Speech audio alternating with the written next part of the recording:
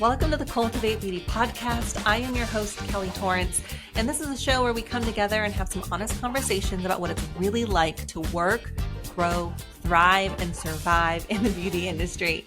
My guests and topics are all people and things related to what's happening right now in our salons, behind the chair, in the treatment room, in our beauty schools, in our training facilities, at a state board level, and beyond.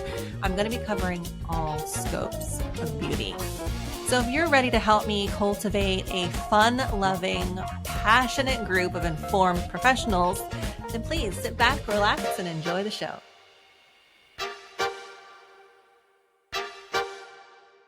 Welcome back to another episode of the Cultivate Beauty podcast. Today's special guest is here to talk all about her career in the industry. Somebody who's been licensed since 2001, has lots of great advice. We're going to talk about longevity in the industry and what does that even really mean and how can we do it and keep doing it. Everybody, please let's welcome our very special guest, Miss Cortney Cox, to the show. Cortney, thank you so much for joining me. Thank you so much for having me. I really appreciate it. And I'm so excited about your podcast and honored to be. Thank you. I'm excited too. I've had so many friends like, Kelly, just do a podcast, just talk to people. I'm like, okay, let's do it. Why not? Why not? Why not? Right? Like, just try it. We'll see what happens. Now, you are joining us from Illinois. And are you originally from Illinois? I am. So I'm about an hour and a half outside of Chicago, born and raised here. So I have not left yet. We'll see. Plans to leave in the future, but not yet. Yeah. And so you have been a licensed esthetician or cosmetologist? Esthetician. And I was actually a licensed nail tech for a little while after, but I didn't love it. And so I just stuck with the aesthetics. So yeah. So what brought you to the beauty industry in the first place? Well, it's kind of a foggy and slightly funny story. I was in college and feeling lost, and I thought I wanted to be a massage therapist.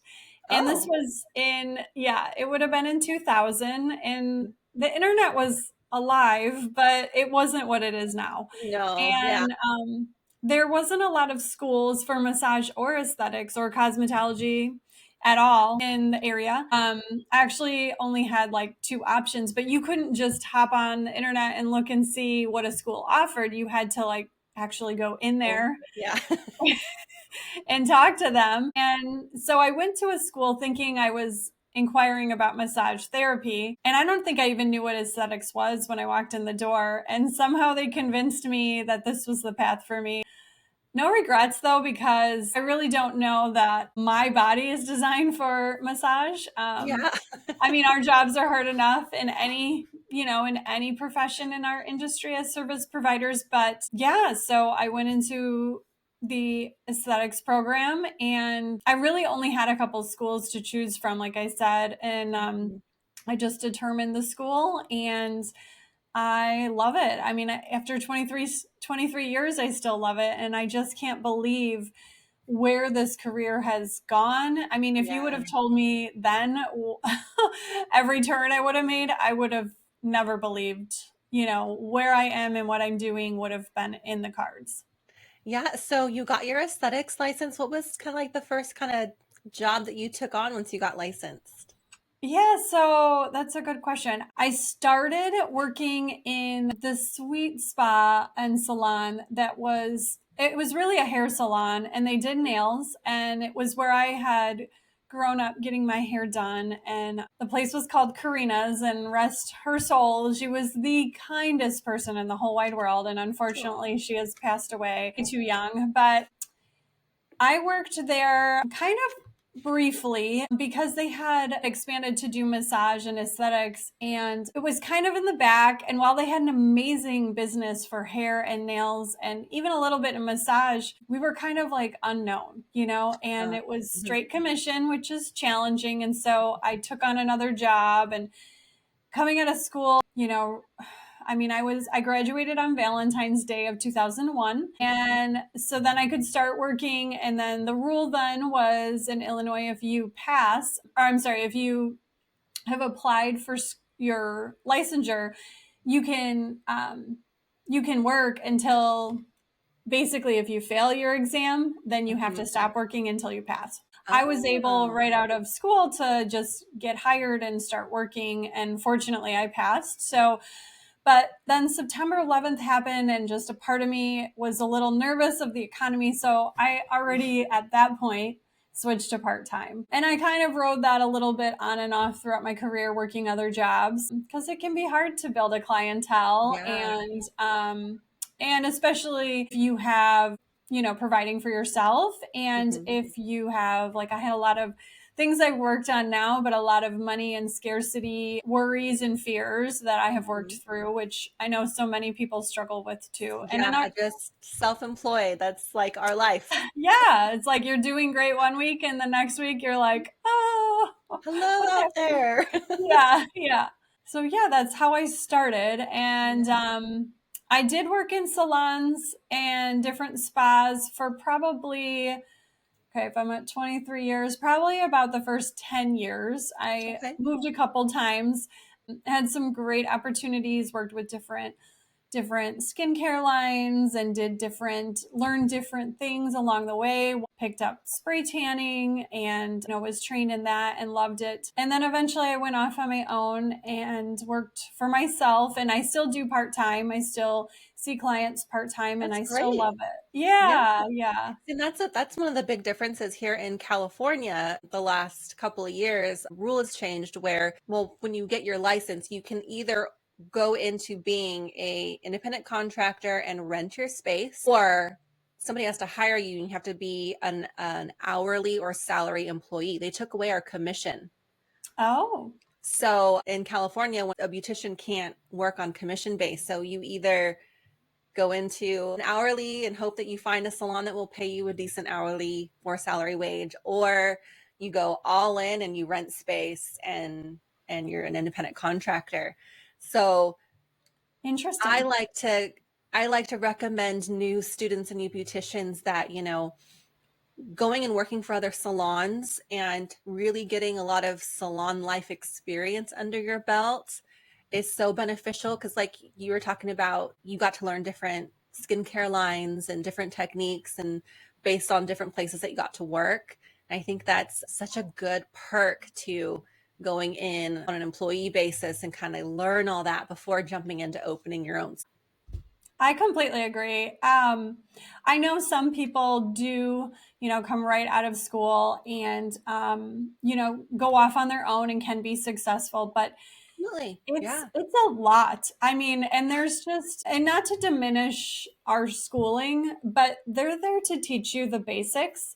And exactly. where I'm at now, I also have an education business, but we try to focus on the after the basics, right? And you Right. need to learn your basics, but there's just after school, I mean, I always tell people, if you think you're going to go to school for this and you're going to put in your year or two or whatever it's going to take you and you're going to be done, it is the furthest thing from the truth, because That's like step one, is to finish yeah, and get your license. Yeah. yes, there's so There's much more so to much learn. more. And even So if tell us you're, about your business, because you've got a great business with lots of tools to help beauticians, lots of courses, and I would love to hear more about that. thank you so much. So I have a business, Brilliance Advanced Beauty Education. So in my state, which is Illinois, we have to do continuing education hours, which they call CE or CEU hours. And Okay. I know a lot of states don't require them, but I a wish fair amount California do. did. Yeah. Yeah. Because, right, it's kind of scary to think somebody might come out in the world and never take a class again. And And our industry is always, we're so fast paced, trends change so quickly. It's like I wish we required more. yeah, Yeah. to keep up with. I feel like you Mhm. guys have a good basics, but then after that is when you don't want to get out of touch with what's going on, or Yeah. just even safety and stuff. So Yeah.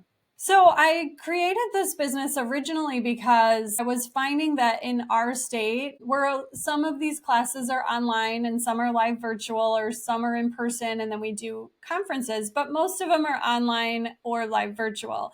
And I felt like at the time there was a really big little lapse of quality education in that arena. And Hmm. on top of that, I feel like a lot of places weren't really talking about a lot of kind of soft skills or business skills. I mean, you Yeah. could be amazing at your technical skills, but if you don't have good boundaries or you don't understand finances or it doesn't matter if you work for someone or if you work for yourself. I mean, you have less responsibility in these terms in regards to if you're working for someone, but you still have to know how to talk to people. You Yeah. still need to know sales, customer service, and many times working for someone, you still need to be able to market for yourself. Mhm. And, you're not expected or you're expected to kind of help Yeah. grow your business and not Yeah. just sit back and collect a paycheck. Yeah. We do a lot of classes like that, as well as some technical skills. And we are a continuing education provider for 11 states right now. And we have 60 classes right now. We have a bunch of different Wow. educators that work with us. So they're all bringing their expertise and niches into our courses. So it's not like I'm creating 60 classes that I know nothing about, you know? But yeah. And so even though, like yourself, Kelly, who's in a state, or even people, we help people in other countries, even that as long as you speak English and you're a beauty professional or massage therapist, you can gain insight and beneficial, skills or just knowledge from our courses. Yeah, I was Yeah. scrolling through your website and I was like, "Oh, the instructors."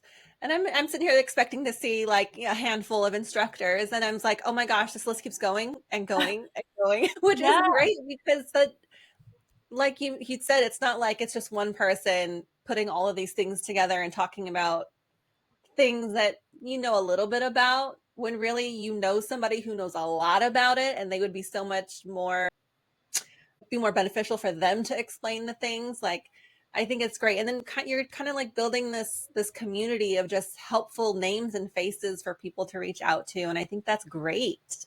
Thank you. Yeah. I don't know your experience with this, but when I was in aesthetic school, and I've watched it kind of change a bit, but Mhm. the level of, like, I'm not going to share my secrets with you because you're going to take my clients, was so intense that people didn't want to help you. And that actually, the first time I witnessed that, sadly, was my own full-time esthetician instructor, who was actually not even working in the field. She just didn't Oh want to give us tips and tricks, which I'm like, you're an educator. What is happening? yeah, So there's yeah, that always been weird this like fear. Yeah. gatekeeping thing. Yeah, And I yeah, always there's just try to tell people, like, look, when I first went off on my own, I was in this super cute little town. There was, I don't know, 7 to 10 at any time, because I worked there for like a decade before I moved just a few years ago, but 7 to 10 direct competitors of me within like 4 blocks, and yeah. we were all just fine. There is enough love. Like, I think about, so in that area, and it wasn't even a big town, maybe 25,000 people. I mean, it's a decent size, but it's not Mhm. like Chicago or, LA or anything. But you think about how many people can you really service as Right. one person? Maybe a Yeah. hundred people, maybe two, depending on what you offer. But and think about how many people live there.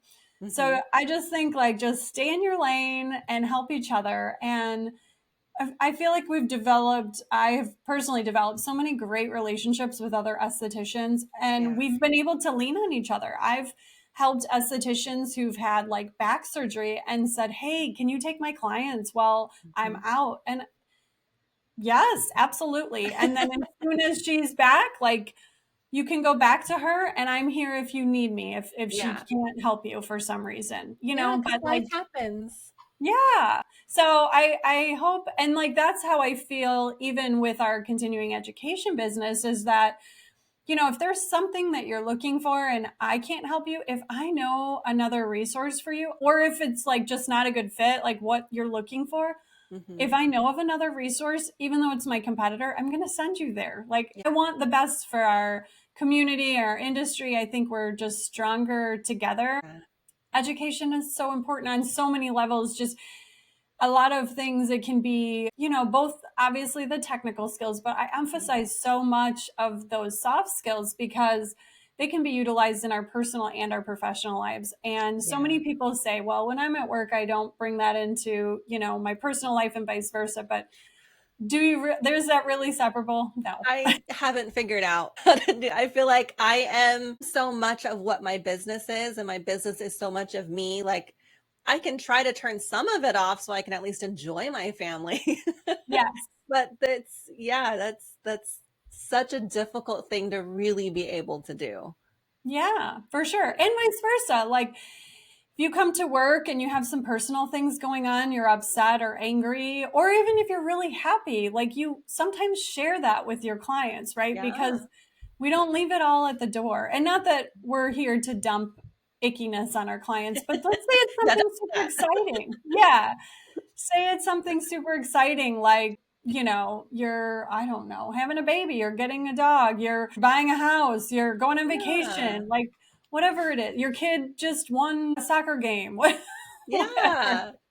you You're kind of know? becoming part of each other's life. So it's fun to share those little moments with your clients. Absolutely. Yeah. Yeah. Being that you've been in the industry since 2001, what is some of your key advice for beauticians who really are in this for the long haul and really do want to build something that lasts years and years and years? And that's a really good question. I think first and foremost, kind of like getting clear on what it is that your goals are. And Yeah. those can change, right? I mean, my goals when I started in 2001 are nothing like what they're now. And that's Yeah, okay, that's right? true. And so sometimes if you're in the middle of it, you could, I think every couple years or even every year, just kind of reevaluate, what is it I'm wanting to do? What are my goals? And then every time you're doing anything, personally or professionally, kind of sit back and say, does that align with what my goals are? Hmm. And if it doesn't, not to say that you can't do it, but maybe it shouldn't be a priority per se. This resonates so much because I have one of those creative brains that is constantly like, ooh, that sounds fun. Ooh, I should learn how to do that. Oh, I could implement that. Oh, I could learn to do this and use it. And I have to constantly tell myself, okay, Kelly, that's great. But like, do you really have time to do that? Does that really line up with the things you were trying to accomplish right now? Like, maybe let's write that down and Yes, revisit it another day. But I yes, struggle with that a lot. me too, in fairness. That's why I'm sharing it. I think if you're finding yourself in a environment kind of along the same lines, so like I always tell people in the industry, and this is going to sound maybe I don't know, harsh or Just say I it. feel like what I try to tell people is if you are finding yourself working for someone that you know is a terrible fit or doing not okay things, I'm all about communication. So if you think it's something that you can kindly come to them with some feedback and try to change things, but if not, if it's not a good fit, in my opinion, it is so hard to build a clientele and that just move on.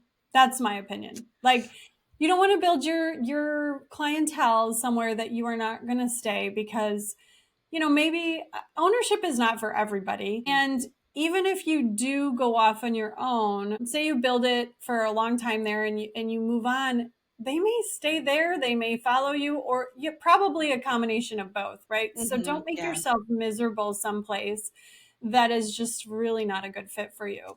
Yeah, I totally agree with that. And when you're uncomfortable with where you are, your clients will feel that.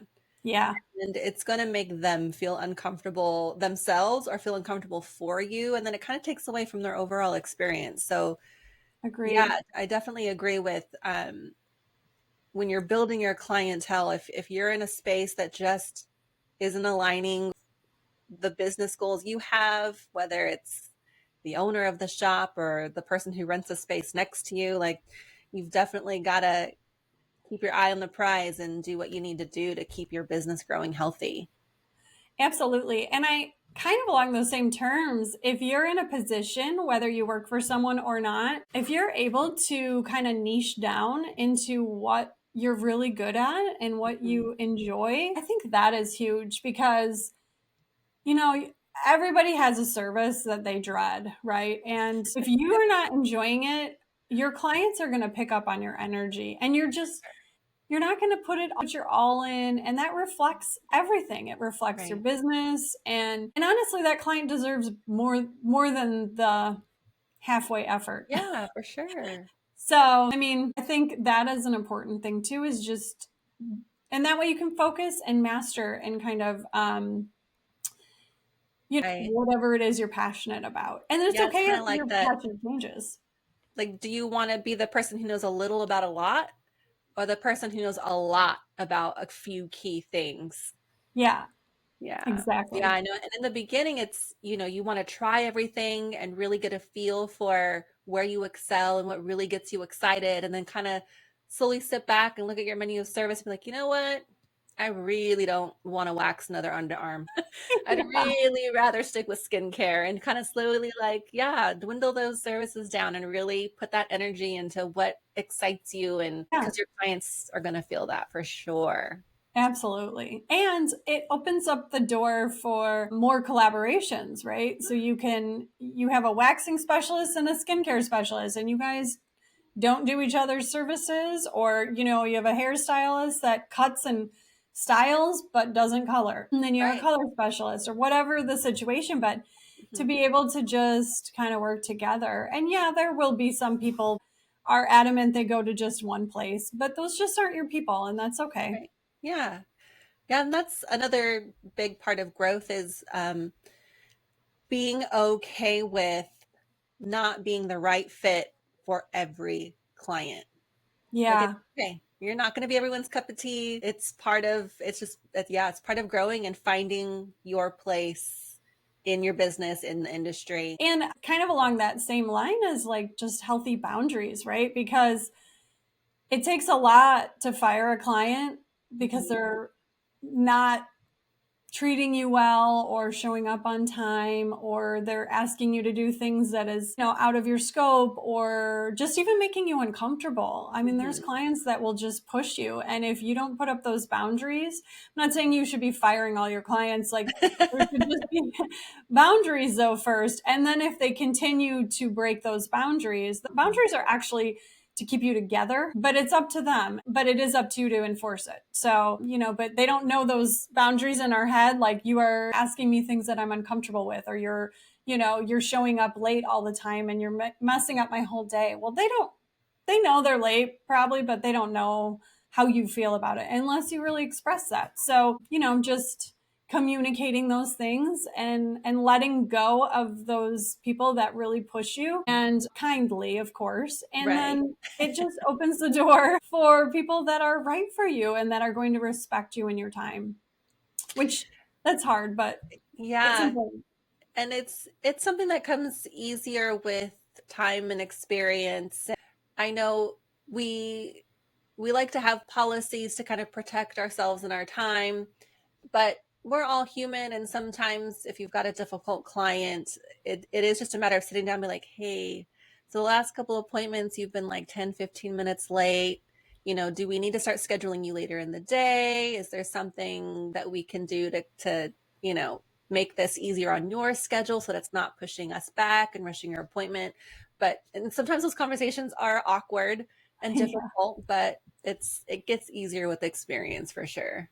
Yeah, exactly. And if you're working for someone, I think it's important to have these conversations with your employer. And Definitely. sometimes they're really supportive and back you up, and other times they're less supportive. Yep. But if that's the case, maybe if you're really struggling with someone, if you kind of record, like, okay, on this day this happened, on this day this Mhm. happened, and and you just show how big of a problem it is, Ben. I think the big thing with, if an employer doesn't want to do that, I think a lot of times they're also afraid of getting a bad name, and it's uncomfortable to let anyone go, employer, employee, or your client, but it kind of opens the door for the right people. So Yeah, and these are all part of those customer client relationships that it's part of it is what we do. yeah, yeah, Yeah, it's more than just like we were talking earlier, it's more than just the service itself. It's everything that goes into providing that service and yeah, maintaining that client long term. And for yeah. So when it comes to kind of building our business and taking advanced classes, how do you recommend, like what is it that makes you feel like, okay, I should take a class in that, or okay, it's been a while since I've done that? Like, what are some things people can kind of look at in their career and be like, you know what, it's time I take a class? That's a good question. So I have some people who will just hop on and just kind of onto our website and just kind of like look to see what is speaking to them. But you can kind of evaluate. And I think the perfect time to do that is maybe when you have a slow time. We Mm-hmm. all have them. Yep. Or if you're just taking a vacation. So if you don't have a slow time, it's a good thing to just sit back and think, okay, so what is working and what isn't working, or what am I struggling with?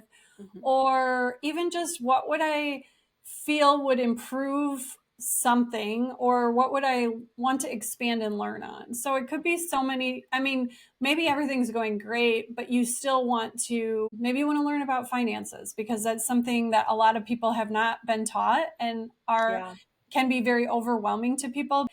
The truth is, it's just a skill that we haven't been taught, and it's not that scary. And like, our financial classes are starting from the ground, and there's one for someone that works for someone, and then there's one for if you are self-employed, and it's by no means replacing working with a tax professional or an accountant. But my opinion about that, for instance, is just that I feel like you need to know the basics so you can Yes. good choices. And, Yeah. like, should I buy that new piece of equipment, or pay for that really big expensive training, or can I afford that? Or also just making sure, it's unfortunate to say, but making sure you're not being taken advantage of by Mhm. a professional that you've trusted to handle something for you. So, Yeah. just things like that, I think, or you, maybe they're thinking of niching down. We have a class on finding your niche, and but you're just kind of like, oh, how do I, sounds overwhelming, I'm not sure how to go about that. So I mean, I don't know if that's answering your question, but it could be so many things. Maybe their pain point, or just maybe where they want to expand. Yeah. Yeah, and I think I mean, that was a good point that you made about not, like hiring a tax professional, but still taking a class that helps you understand what it is that tax person should be doing for you. Like just understanding the groundwork and the basics, so that, like you said, you don't get taken advantage of. And at least if they say something, they're explaining something to you and it kind of triggers a little like, maybe I should ask a little bit more about, like, you just need to, this is your business. It's something that you're building and investing and putting so much into. At least for me, it's really hard for me to just hand over these, like, taxes, payroll, insurance. But I also don't have the time to be the expert on all those things. But if at least I can understand the basics of, what does it mean to have business insurance? What does it mean to have somebody else do my payroll? It's easier for me to ask questions that need to be asked that wouldn't have been asked had I not known better. So, Exactly. yeah. And the other side of it is, like, in our class, we do translate it enough that you would also kind of be able to apply it to your personal life. So in it, I talk about how, it's like, basically, it, if you're not budgeting, not necessarily that you have to have a budget, right? But if you're not handling your money, it doesn't matter if you can't handle $5 or $20, you can't necessarily handle 20,000 or 20 million. Right. So, Right. sometimes very, very wealthy, I guess I wouldn't say wealthy, people that make a lot of money don't have any, because they're Right. not handling it well, right? So I think just Yep. having those tools sometimes can both then you can make good personal and professional choices. Definitely. Yeah, because like we said earlier, as much as we like to say we leave it at the door when we come to work or we leave it at the door when we go home, Yeah. we don't. It's impossible. Yes, it is. So, what are Absolutely. some of the key things that you've done in your life that's allowed you to have such a long, successful career in the beauty industry? I think for me, one of them is actually like money management, right? I've Mhm. really got clear and I don't have any debts. And so I think when you're in that position, you really feel a little more relaxed about, I mean, don't get me wrong, we all still need to make money, and I certainly still need to make money, but I just feel like hyperventilate every time there's a little bit of a slow time. And actually, just Yeah. that alone, I had to learn very quickly. I'm very type A and I Hmm. like my schedule like so. And so, whenever you would get these, I mean, there's been times where I've had people get sick and stuff, and it's been like 3 cancellations in one day. And you're like, oh my goodness, like I Yep. just want to crawl in bed and cry. But then I have learned real quick to just kind of consider time. I always think, okay, thank you. I must have needed that downtime to do XYZ, whether that's taking a class, reading a book, Take relaxing, lunch. spend time with my husband, like go walk the dog, whatever it is, right? Hmm. And that's another thing we need to allow ourselves to eat and rest, but Yes. that's a whole nother conversation. But We I don't want to think be hangry. yeah, no angry and rest is so key. I think, allowing that to, I'm not saying to put up your blinders and just assume that everything's just going to roll in per se. You still need to put in the efforts, but I think getting comfortable with the fact that like there's going to be some bumps and Hmm. take it as it comes. And, still to this day have 2 weeks out of a month that are way busier than the other 2 weeks. And I just Hmm. kind of think, okay, this is my 2 weeks to like get other things done. If it fills up, great. If it doesn't, I just cannot break that cycle. I think another thing that's really important, which I'm not perfect here at all, my body's a mess, but I would recommend learning how to take care of our bodies. And that's the drinking water, that's eating the good food for us, not Hmm. just fueling on caffeine, resting, and even more so, and even more so, like learning stretches. And I mean the amount of money I spend on massages and other modalities to keep me going is bonkers. Yeah. So please take it from me and be proactive. And I know we're all just guilty. We're like, oh, that's not going to happen to me, I'll be fine. And like, Oh, it happens. yeah, it does. And Hmm. also, just to prevent that, you can, if you're a lash artist, there's tools that are, I was gonna say aerodynamic. No, ergonomic, not aerodynamic. As somebody who does a lot of waxing and lashes, just a few years ago, it was probably 19 years in, I spent the money for a bed that goes up high. I'm like, what was I doing? This Right? is not even that expensive. I'm killing myself, my back and my neck. So just make sure you're doing those little things for yourself when you can, and just take some time to do some stretching and, Hmm. do exercising. Try to keep Yeah. your body just as Yeah, healthy move as your it can be. body in different ways because yeah, I've been a lash artist for uh, for 12 years now, and a couple years back I was getting these awful back cramps in the middle of my back. Not Oh, my lower, not up in my shoulders, it was just right in the middle of my back, and it was from this position, lashing. I mean, I was trying to do massages here and there, but it's like I needed to do something where I was actually using other muscles and forcing me to move my body in different ways. I considered doing like a yoga class or Pilates. I actually ended up, and it's been about 2 years now, but I now do karate. oh, I love it. I joined, yeah, my little one's in karate, and it's like, well, my husband does jujitsu. I'm at the dojo all the time already. Let's just try karate. And within the first 2 weeks of doing something different, moving my body different, my back pain was gone and has been gone. That's So amazing. I completely agree that all of us, if we plan to be here in this industry a long time, we've got to find some other physical activity to keep all the other muscles and things moving. Yeah. Yeah. I mean, we really depend on our bodies, So, yeah, I love that. And now who would have thought karate? I know, right?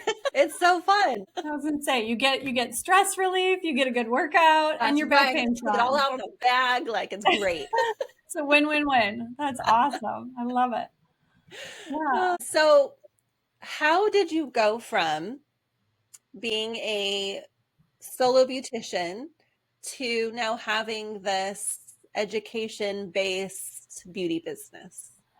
Okay, so I had been a long time ago. I took an Elibana course to be a lash lift artist, and I got certified, and I loved it. And down the line, I got offered a position to be one of their trainers, and I thought about it for a minute, and I was like, yeah, I want to try that. So I became an Elibana lash lift, and I did brow services down the line too, but trainer. And then eventually I became a master trainer for them and a sub distributor. And then during COVID, I became one of their general managers for the United States and actually stepped away from clients for about 18 months.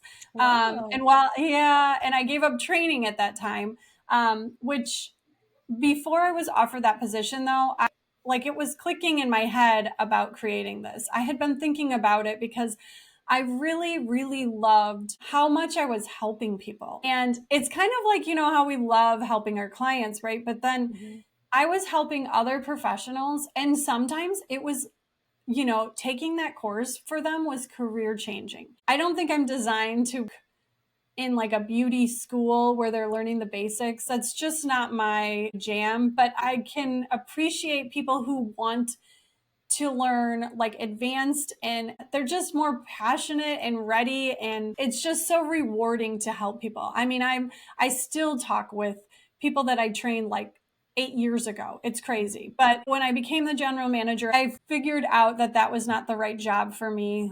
It was a dream job for some people, but for me, it was just not the right fit. I was missing my clients and I wasn't feeling fulfilled because I wasn't training. It was just different. And so I left and picked back up doing the education. I felt just really called.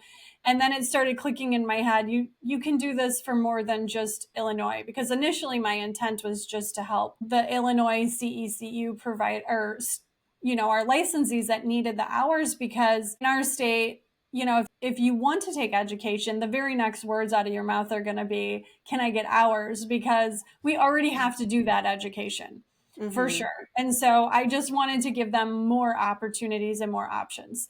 But then I ended up working with 10 more states and working on more, but it's good for anybody. But so that's how it started. And it was funny because that idea when I was training others was an idea, but I was always so busy that between clients and training and distributing that, nothing, my brain was too tired all the time to nothing would necessarily download and click for me. But as soon as I actually had time, I mean, now I get ideas all the time. I actually gave one of our educators who's had several, well, not several, and she has 3 children, but one day I got this idea and I was like, there needs to be a class for how to go on a maternity leave and how to come back from that. I don't even have kids. I'm like, great.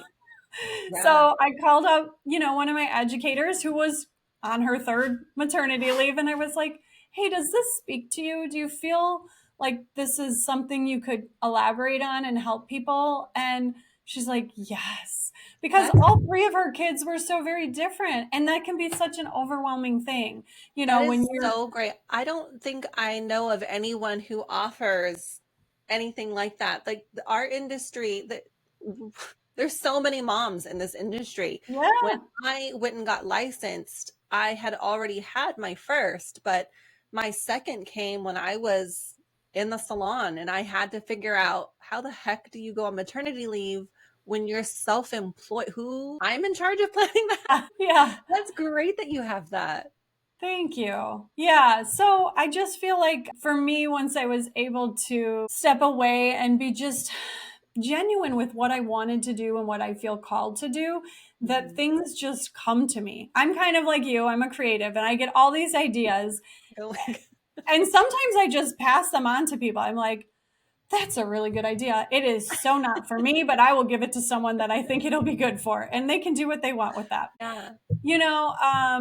But I just think when you're so busy sometimes, I wasn't able to put it all together. And then once I have, here we are, 60 classes later. Yeah. Originally I was just going to write a few and just work with Illinois, and now 11 states later and 60 classes, it's just That's amazing. evolved in just a very short amount of time. We've really only been in business for about 3 years. So Wow.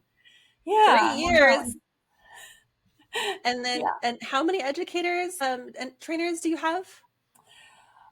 That's a good question. I'd have to count. I lost track when I was trying to count. I think without counting, I would say around 11.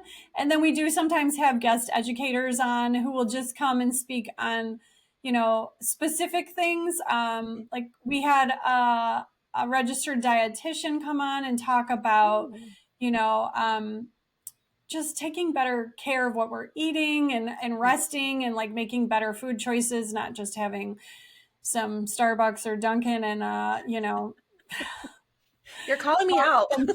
and chips while we pee at the same time or whatever, or clean up the room, I mean, yeah, it's, just allowing, because then, like she said, since she has a lot of knowledge in it, she talked about how, like you said, we get hangry, but then we also make like really bad decisions. And then by the time we come home, we're just not as clear minded. But then by the time we come home, we eat terribly because we're starving, right? Everything. Yeah. And so she kind of really helped us with that. But that's just one example. We've had a lot of guest educators that are not necessarily on our page, but we're always looking to work with other educators. I have some that are going to be coming on that are working on courses they will be new to us, but they have amazing things coming up. I'm so excited, but we won't put them on until they're ready because sometimes these things take time, as you can imagine. So. Good things take time. Yes. Can't rush it. Yes. Trust the process, right? That's a big one.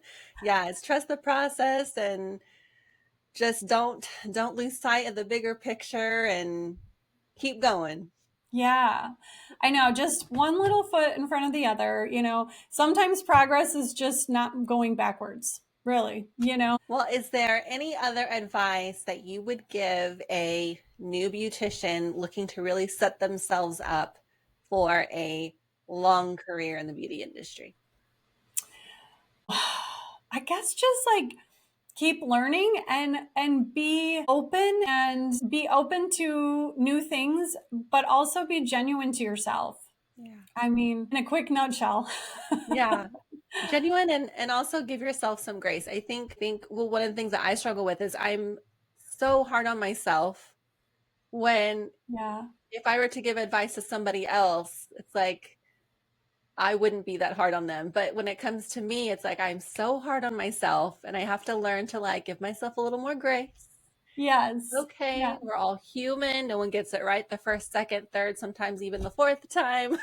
Right.